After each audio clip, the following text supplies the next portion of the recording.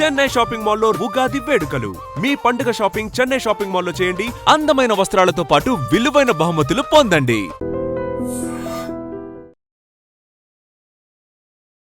అమ్మ నమస్తే. నమస్తే అమ్మ. అమ్మ, దేవాలయ దర్శనానికి వెళ్ళేటప్పుడు ఇలాంటి నియమాలు పాటించాలి. ఒకటి, దేవాలయంలోకి వెళ్ళాక పాటించాల్సిన నియమాలు. ఇలా చాలా మంది అనంతమ్మతో మాకు చాలా సందేహాలు ఉన్నాయి, ఒక్కసారి మీరు అడిగి నివృత్తి చేయండి అని చెప్పి చాలా కామెంట్స్ ఉన్నాయమ్మా. ముందు అసలు దేవాలయానికి ఎలా వెళ్ళాలి, ఈ క్వశ్చన్ తో మొదలు పెడతాను. అమ్మ, ఎందుకు వెళ్ళాలమ్మా అని నేను అడుగుతా. ఓకే, దైవ దర్శనం, మనశ్శాంతి. దైవ దర్శనం అంటే మనకన్నా ఎక్కువ శక్తి ఉన్న చోటు దైవం ఉన్నాడని, దైవం ఉన్న చోటు శక్తివంతమైందని నమ్మి కదా పెడుతున్నాం. 100%. మిగిలిన ప్రదేశాల కన్నా అక్కడికి వెడితే మనకి మేలు జరుగుతుందని కదా పెడుతున్నాం. మేలు జరగడానికి వెళ్ళేటప్పుడు జరిగే మేలుని స్వీకరించడానికి సిద్ధంగా ఉన్నామా లేదా, ఇది ప్రశ్న. సిద్ధంగా ఉండాలి అంటే కిలుము పట్టిన పాత్రలో కానీ మీరు పాయసం పోస్తే ఏమవుతుందమ్మా, పాయిజన్ అవుతుంది. కనుక ముందు దానికి తగినట్టుగా వెళ్ళాలి. తగినట్టుగా వెళ్ళాలి అంటే శుచిగా వెళ్ళాలి. శుచిగా అంటే స్నానం చేసి ఉతికిన బట్టలు కట్టుకుని వీలైనంత వరకు మనసులో కూడా ఎటువంటి దురాలోచనలు లేకుండా వెళ్ళాలి. శారీరకమైనటువంటి శౌచం, మానసికమైన శౌచం రెండూ ఉండాలి. చెత్తలా ఉన్నటువంటి చోట గనక, ఒక పనికిరానటువంటి చోట గనక ఏదన్నా నిప్పు వేసినట్టయితే, అగ్గిపుల్ల వేసినట్టయితే అక్కడి నుంచి వచ్చేది దుర్వాసన. అవునమ్మా. అదే కానీ సాంబ్రాణి లాంటిది అయినట్టయితే సువాసన. మన మనస్సులో మనం సాంబ్రాణి లేక చందనం లాంటిది పెట్టుకు వెళ్ళామా, పచ్చకర్పూరం లాంటిది పెట్టుకెళ్ళామా, లేకపోతే దుర్వాసన వచ్చేది పెట్టుకెళ్ళామా అన్నదాన్ని బట్టి అక్కడికి వెళ్ళినప్పుడు వచ్చే దైవీ శక్తి ఏ విధంగా మన మీద ప్రభావం చూపిస్తుందో అర్థమవుతుంది. అయిపోయింది కదా. అంతేనమ్మా. అంచేత చక్కగా స్నానం చెయ్యాలి. కొత్త బట్టలు వేసుకోవాలన్న నియమం లేదు. చాలా మంది అడుగుతారు, మేము తలంటి పోసుకుని వెళ్ళాలా. అవునమ్మా, అవసరం లేదు. స్త్రీ పురుషులిద్దరికీ కూడాను. మగవాళ్ళు రోజు తల మీద పోసుకోవాలని ఒక సిద్ధాంతం ఉంది. ఆడవాళ్ళు ముఖ్యంగా ముత్తైదువలు ప్రతిరోజు అభ్యంగన స్నానం చేయకూడదు. అభ్యంగన స్నానం అంటే తలకి నూనె అంటుకుని రాసుకోవాలే తప్ప ఉట్టిగా తల మీద నీళ్లు పోసుకోవడం తప్పు. రెండిటికి తేడా ఉందమ్మా, తలంటుకి తల స్నానానికి. అవునమ్మా. కనుక తలంటుకుని వెడితే వెళ్ళొచ్చు, వెళ్ళి తీరాలని నియమం ఏం లేదు. ప్రేక్షకుల కోసం మరొకసారి, తలంటూ అంటే నూనె రాసుకొని తలకి పోసుకోవడం. తల స్నానం అంటే ఉన్నది ఉన్నట్టుగా పోసుకోండి. దుర్వార్త విన్నామనుకో, తల స్నానం చేసేస్తాం కదా. అవును. అప్పుడు తలకి నూనె రాసుకుని చెయ్యంగా. అవునమ్మా.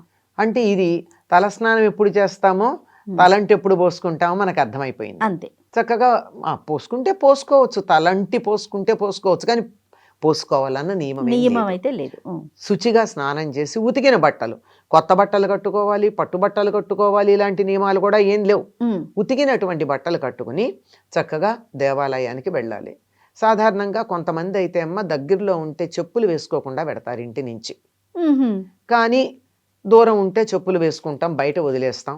చెప్పులు వేసుకున్నా వేసుకోకపోయినా దేవాలయంలోకి అడుగు పెడుతూ కాళ్ళు కడుక్కుని వెళ్ళాలి. ఎక్కువ దేవాలయాల్లో మనకి అవకాశం ఉంటుంది కాళ్ళు కడుక్కునే అవకాశం. అవునమ్మా. బయట నుంచి వచ్చేటటువంటి మట్టి, మలినం, దుమ్ము, దుట్ర ఆలయం మనం తొడవకపోగా చెత్త తీసుకెడతామా, అదే కదా. వెళ్ళిన తర్వాత ధ్వజస్తంభం నుండి మూల విరాట్ ఉండే గర్భగుడి దాకా 3 సార్లు ప్రదక్షిణం చేస్తారు. ధ్వజస్తంభం కూడా ఇంక్లూడ్ అవుతుంది అందులో. ప్రదక్షిణ ధ్వజస్తంభంతో పాటుగా తిరగాలి. ధ్వజస్తంభం వదిలేసి తిరుగుతారు భగవాన్ చెప్తారు చాలా మంది, దాంతో పాటు తిరగాలి. అమ్మ, ముందుగా ధ్వజస్తంభానికి మనం నమస్కారం చేసుకొని మొదలు పెట్టాలా, అంతే కదా. నమస్కారం చేసుకోవచ్చు, చెయ్యాలమ్మా. ఎందుకంటే అసలు ఆలయంలోకి వెడుతూనే నమస్కారం ముద్రతో పెడుతూ ఉంటాం. అన్ని పక్కల చాలా దేవాలయాల్లో అన్ని పక్కల అనేకమైన దేవతామూర్తుల్ని పెడతారు. అవును. అక్కడక్కడ ద్వారపాలకులు ఉంటారు, వాహనాలు ఉంటాయి. వీరందరూ కూడా మనకన్నా పుణ్యాత్ములే కదా. అవును కదా. లేకపోతే సమీపంలో ఎలా ఉంటారు. కనుక నమస్కారం చేస్తూ ఆలయం చుట్టూతా 3 సార్లు ప్రదక్షిణం చేసి అప్పుడు దేవాలయంలోకి వెళ్ళి స్వామిని దర్శించుకోవాలి. ఈ స్నానం చేయడంతో పాటుగా గుర్తుంచుకోవాల్సింది ఏమిటంటేనమ్మా, ఆలయంలోకి వెళ్ళేటప్పుడు జుట్టు విరబోసుకుని వెళ్ళకూడదు. ఇది ప్రధానం. నాది పెద్ద తలమ్మ, చాలా జుట్టు ఎక్కువ ఉంది, ఒత్తుగా ఉంది, తలంటు పోసుకున్నాను, ఆరలేదు, జ్వరం వస్తుంది తడిగా ఉంటే అంటే వదులుగా వేసుకో, ఉమ్. కనీసం చివరి ముడి పెట్టుకో, చివళ్ళు బయట పడకూడదు. ఉహుం. మొదలు ఎలా అన్నా ఉండని, ఇక్కడ వదులుగా కనపడచ్చు, కానీ చివళ్ళు మాత్రం ముడి ఉండాలి. ఉహుం. ముడి లేకుండా ఉండదు. తప్పనిసరిగా చాలామంది అనుకుంటారు, కేరళ వాళ్ళు చూడండి జుట్టు విరబోసుకుంటారని. వాళ్ళు ఏం విరబోసుకోరమ్మా, వాళ్ళ చివళ్ళు ముడిలో ముడి ఉంటుంది. ఉంటాయి. ఆ చివరి మూడు ఉందన్న సంగతి మర్చిపోతాం మనం. ఈ ముందు నుంచి చాలా కనపడుతోంది లూజ్గా కనుక కనిపిస్తుంది. వాళ్ళు జుట్టు వదిలేసుకున్నారు అనుకుంటారు. కనుక జుట్టు విరబోసుకుని వెళ్ళకూడదు. ఎవరు విరబోసుకుంటారు జుట్టు? రాక్షసులు. ఉమ్. మనం రాక్షసులం కాదు కదా, కాదు కదా. అవునమ్మా. సరే, ఇంకా దాని సంగతి ఎందుకు విరబోసుకోకూడదు తర్వాత చెప్పుకుందాం. ఆ. ఆ, జడ వేసుకోవాలి. ఈ చాలామంది తల్లో పూలు పెట్టుకుని ముఖాన బొట్టు పెట్టుకుని కూడా పెడతారమ్మా, తప్పేం లేదు.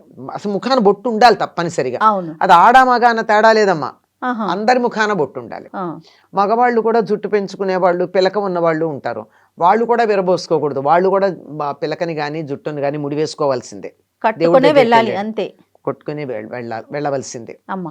ఇది తప్పనిసరి అయినటువంటి నియమం అమ్మ. వస్త్రధారణతో పాటు కట్టు, బొట్టు, జుట్టు మూడు ప్రధానం. ఉమ్. ఈ మూడు నియమాలు పాటించిన తర్వాత ప్రదక్షిణం చేసి ద్వారపాలకులకు కూడా నమస్కారం చేయాలి. ఉహుం. మనకి ద్వారపాలకుల గురించి అంత సాధారణంగా ఎక్కువ మందికి ఐడియా ఉండదు. అవును. గడపకి నమస్కారం చేస్తాం, ఆ. దానికి చేసినా పర్వాలేదు. తెలిస్తే ద్వారపాలకులకు కూడా చేయాలి. వాళ్ళు కూడా ఏ దేవాలయంలో ద్వారపాలకులు ఉంటారో వాళ్ళు సాక్షాత్తు ఆ దైవాన్ని పూజించి ధ్యానం చేసి ఆ రూపాన్ని పొందిన వాళ్ళు అయి ఉంటారు. ఆహా. వారి దగ్గర సాన్నిధ్యం ఎంత గొప్పమ్మా. మన వాళ్ళు అంటూ ఉంటారు, మేము సేవకి వెళ్ళామమ్మా తిరుపతి, ఆ. కానీ మాకు లోపల గుళ్ళో ఇవ్వలేదమ్మా సేవ అవును. భాగ్యం, అవును. బయట ఇచ్చారమ్మా అంటారు. కొంతమంది అంటారు, మేము ఎంత అదృష్టమోనమ్మా, స్వామి మమ్మల్ని కరుణించాడు, లోపల ఇచ్చారమ్మా మాకు దగ్గరగా, మేము చాలా సేపు స్వామి దగ్గర ఉన్నాం. అవును. అవును.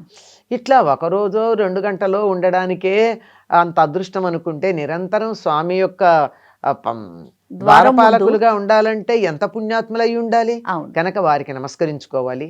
నమస్కరించుకున్న తర్వాత లోపలికి వెళ్ళి స్వామివారి దర్శనం చేసుకునేటప్పుడు అందరూ కళ్ళు మూసుకుంటారు. ఉమ్. మూసుకోకండి. కళ్ళు తెరిచి స్వామి అమ్మవారు ఎవరైనా సరే రూపాన్ని చూసి హృదయంలో ప్రతిష్ఠించుకోండి. యువతలకు వస్తూ కళ్ళు మూసుకోండి, మళ్ళీ ఆ రూపం బయటికి రాకుండా. అంతేగాని ఎదురుగా కళ్ళు మూసుకుని దండం పెట్టుకుని బయటకు వచ్చాయో రూపం ఎట్లా ఉందో నాకు గుర్తు లేదు అని అంటూ ఉంటాం. అమ్మవారికి ఏ రంగు చీర కట్టారు అంటే చెప్పేవాళ్ళు చాలా మంది ఉంటారు. కళ్ళు మూసుకుని దండం పెట్టుకుంటారు. అంటే మనకి లోపల ఏమేమి అనుకుంటున్నాము, ఏమేమి అంటే అమ్మ నాకు ఇది కావాలి, అది కావాలి, ఇది జరగాలి, అది జరగాలి, కళ్ళు మూసుకుంటే అలా అంటే డైరెక్ట్ గా స్వామికి చెప్పాము అనే ఒక భావన ఉంటుందమ్మా. కాదమ్మా, కళ్ళు మూసుకుంటే రూపాన్ని ఎక్కడ చూసి ఇంట్లో చూడొచ్చుగా, ఇంట్లోనే ఉండొచ్చు కదా. అవును. అక్కడ రూపాన్ని చూడండి. యువతలకు వస్తూ కళ్ళు మూసుకోండి, ఆ రూపం మళ్ళీ బయటకు వెళ్లకుండా మనసులో నిలిచిపోయేటట్టు. చాలా మంది పొరపాటు చేస్తాం, అక్కడికి వెళ్ళి దండం పెట్టుకునేటప్పుడు కళ్ళు మూసుకోండి, ముందరి నుంచి కళ్ళు మూసుకోండి క్యూ లైన్లో ఉన్నప్పుడు, తర్వాత కూడా కళ్ళు మూసుకోండి, కానీ చూసేటప్పుడు మాత్రం కళ్ళు తెరిచి చూడండి. అలాగే చూసి ఆ రూపాన్ని మనసులో స్థిరంగా పెట్టుకోండి. అక్కడికి వెళ్ళాక దండం ఏం కావాలో కోరుకోవాలా? ఆలయంలో ప్రవేశించేటప్పుడే అనుకుంటే సరిపోయింది కదా. ఆలయంలో ప్రవేశించిన తర్వాత అటు ఇటు చూడడం, వాళ్ళు కట్టుకున్న బట్టలు, వీళ్ళు పెట్టుకున్న నగలు, వీటిని గమనించటం, వాళ్ళు మాట్లాడుతున్నారు, వీళ్ళు పోట్లాడుతున్నారు, వీళ్ళు తోస్తున్నారు, వీళ్ళు ముందుకు లాగుతున్నారు, ఇట్లాంటి వాటి మీద దృష్టి లేకుండా మనసు ఏ దైవం ఏ దేవాలయానికి వెళ్ళామో ఆ దైవాన్ని నామస్మరణ చేస్తూ ఉంటుంది. తిరుపతి వెళ్ళామనుకోండి, గోవింద గోవింద గోవింద అనుకోండి. కంచి వెళ్ళామనుకోండి, శ్రీమాత్రే నమః అనుకోండి. రామాలయానికి వెళ్ళామనుకోండి, శ్రీరామ శ్రీరామ శ్రీరామ అనుకోండి, జై శ్రీరామ్ అనండి. ఏదో ఒకటి పెద్ద పెద్ద వక్కర్లా. శివాలయానికి వెళితే నమశివాయ అనుకోండి. ఏదో ఒకటి దైవాన్ని నామస్మరణ చేస్తూ స్తోత్రాలు వచ్చాయా చదువుకోండి. రాలేదా ఒక్క నామం ఆ మాత్రం రాదా, అది వస్తుంది కదా. దర్శనం చేసుకుని బయటికి వచ్చిన తర్వాత కూర్చోవాలి కాసేపు. అంతేగాని ఏదో ఫ్లయింగ్ విజిట్ లాగా ఇలా వెళ్ళడం, అలా చూడడం, ఇలా వచ్చేస్తే ఏం లాభం అమ్మా. ఇంట్లో ఫోటో చూస్తే ఎంతో, అక్కడికి వెళితే కూడా అంతే కదా. అక్కడ ఉన్నటువంటి ఆ దైవీమయమైనటువంటి తరంగాలను అనుభూతి చెందండి. అప్పుడు అది పూర్తవుతుంది మన దేవాలయానికి వెళ్ళి దర్శనం చేసుకున్నటువంటిది. ఒక చిన్న సందేహం అమ్మ, దేవాలయానికి వెళ్ళాం, మీలాంటి పెద్దవారు కనిపిస్తారు, నమస్కారం పెడతాం చేతులెత్తి. కొన్ని సందర్భాల్లో కొంతమంది పాదాలకు కూడా నమస్కారం పెట్టడానికి వంగుతారు. కానీ నేను విన్నది ఏంటంటే దేవాలయాల్లో స్వామి ఉండగా, స్వామి కానీ తల్లి కానీ అమ్మ కానీ ఉండగా మనం అంటే పెద్దవారైనా సరే నమస్కారం పెట్టకూడదు అనేది వింటూ ఉంటాం. అది ఎంతవరకు కరెక్ట్? పెట్టకూడదమ్మా. ఎందుకంటే ఆయనే లేదా ఆవిడే అక్కడ ఉన్నటువంటి అందరిలోకి ఘనం, వారికి మాత్రమే పెట్టాలి కానీ నమస్కారం వ్యక్తులకు పెట్టకూడదు. ఇంకా కోపం వస్తే రావచ్చు, పూజారులకు కూడా పెట్టకూడదు. పూజారులకు కూడా పెట్టకూడదు. వారికి పెట్టాలంటే వారు బయటకు వచ్చాక ధ్వజస్తంభం దాటాకి యువతలకు వచ్చాక పెట్టండి. గర్భగుడిలో ఎవ్వరికీ పెట్టకూడదు, దేవాలయంలో ఎవరికీ పెట్టకూడదు. నమస్కారం ఒకళ్ళకొకళ్ళు చేసుకోవాలనుకుంటే ఆ ధ్వజస్తంభం దాటి యువతలకు వచ్చాక చేసుకోవాలి. ఎవ్వరికీ నమస్కారం. యజ్ఞశాలల్లో దేవాలయాల్లో వ్యక్తులకు నమస్కారము చెయ్యరాదు. తిరిగేలేదు, ఇంకా తిరిగే లేదంటే లేదు అంతే.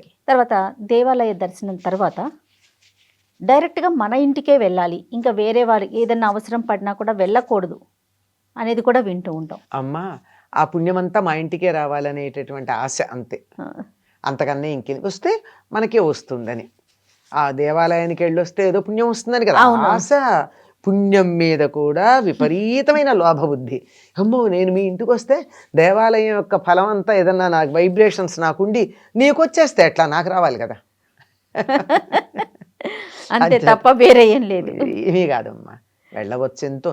ఎన్నో సందర్భాల్లో మన భాగ్యనగరం లాంటి చోట్ల ఇంట్లో బయలుదేరతాం, దారిలో గుడికి వెళ్తాం, ఆఫీస్కి వెళ్తాం, వెళ్ళకుండా మళ్ళీ ఇంటికి వెళ్ళాలి అంటే ఇంకో 2 గంటల సమయం వృధా కదా.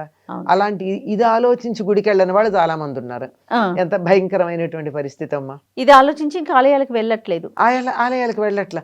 ఏమైంది మన ఆఫీస్ పోని, నీ నమ్మకమే వాస్తవం అనుకుందాం, మన ఆఫీస్కి మేలు దొరుకుతుంది, ఏమైంది? అంతే కదా, అందులో నేను కూడా ఉన్నాగా.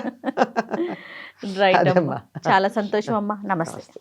And for more videos, Please subscribe to iDream. Please subscribe to iDream. Please subscribe iDream. And please subscribe to iDream. For more videos, subscribe to iDream. please like, share and subscribe to the channel. Congratulations, iDream. Subscribe to iDream. Subscribe to iDream. So subscribe to iDream Media. iDream ki iDream team andarki huge congratulations. Please subscribe iDream Media. Please subscribe to iDream. Subscribe iDream. Please subscribe to iDream. iDream అంటే నా కళల ఛానల్ను subscribe చేసుకున్న నోరు తిరుగుతలేదు, మీరైతే గంట గుర్తు కొట్టండి. For more such videos, please subscribe to iDream. Subscribe to iDream. Please subscribe to iDream. Please subscribe iDream Media. Please do subscribe to iDream. Please subscribe to iDream Media. For best entertainment and information, please subscribe iDream. And don't forget to subscribe to iDream.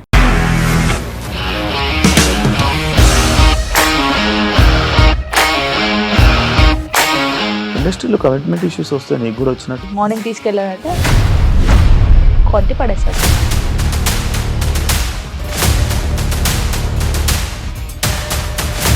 ఒక్కళ్ళు కూడా చూడలేదు ఈ cinema అని చెప్పడానికి కూడా చాలా ధైర్యం కావాలి. అది నిజం కదా, దాంట్లో ధైర్యం ఏంటి? ఇది నెక్స్ట్ డే ప్లేట్ మార్చేస్తే తప్పు కదా. As of now, we are comfortable this అని నేను అనుకుంటున్నాను. రష్మిక గారిది మీది ఒకే ఊరంట కదా. నీకు కోపం వచ్చిందంటే బాగా తిట్టేత్తరా? తిట్టేద్దామండి. నిజంగా గేమ్ ని ఎలా చేంజ్ చేయగలిగారు? ఏపీఎస్ఎఫ్సి వాళ్ళకి 6 నెలల్లో నేను 6 లక్షలు కట్టా. బిజినెస్ చేయాలనుకుంటే it is as difficult as riding a tiger.